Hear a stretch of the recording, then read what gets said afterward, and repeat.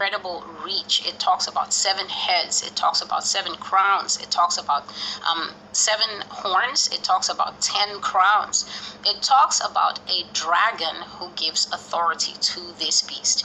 Once you hear the dragon being involved, this means that the beast is able to seamlessly marry a human element, meaning that this will be a man walking around among us just like us, and yet at the same time he is married to the spiritual realm. He is married to the spiritual realm, and that automatically gives this beast power in himself over the vast majority of people who divorce themselves from the spiritual realm.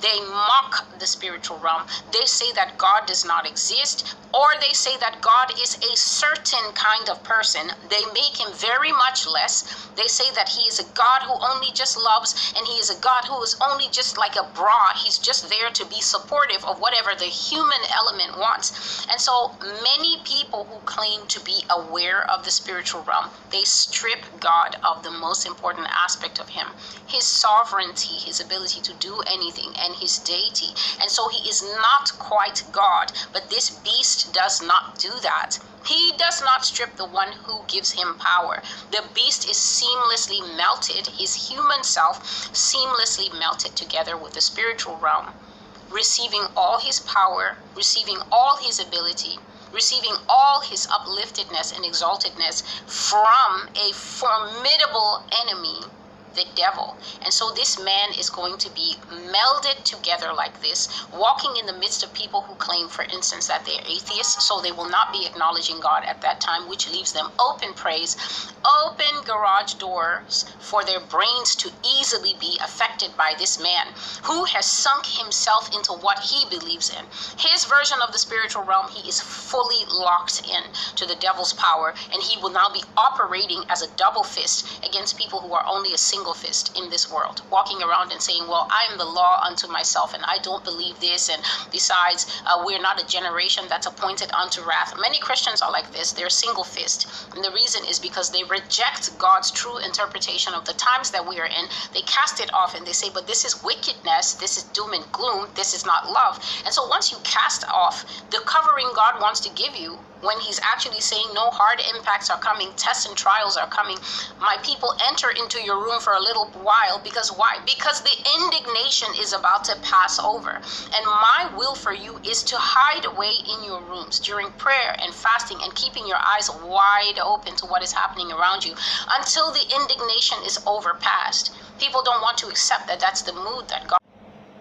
This style of government is going to be eventually what America is sitting with. So when I'm speaking of the beast system and how it's going to change, I'm not saying, oh, it's changing this day, tomorrow, the next government that you see. No, God is saying that this process has been ongoing ever since George Bush Sr. sat in front of the nation with his mouth and said, oh, America, don't you know that we have the opportunity to create for ourselves a new world order?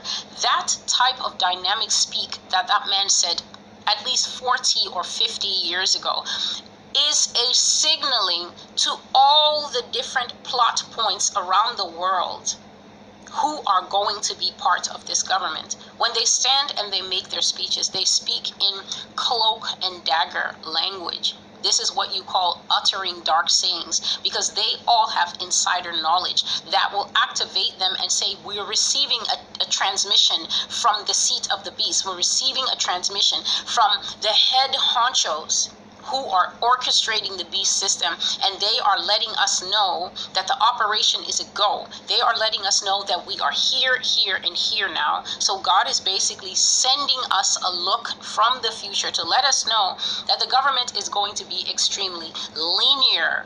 Right now, it's expansive.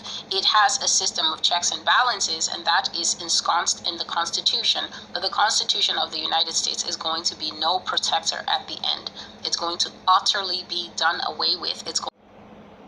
That is like a pyramid. It will have one dynamic individual at the top, people clawing their way, going up to the top, and then at the bottom, the citizenry that will be told what to do and how to do it. So, reason it sounds scary is because it is punishment.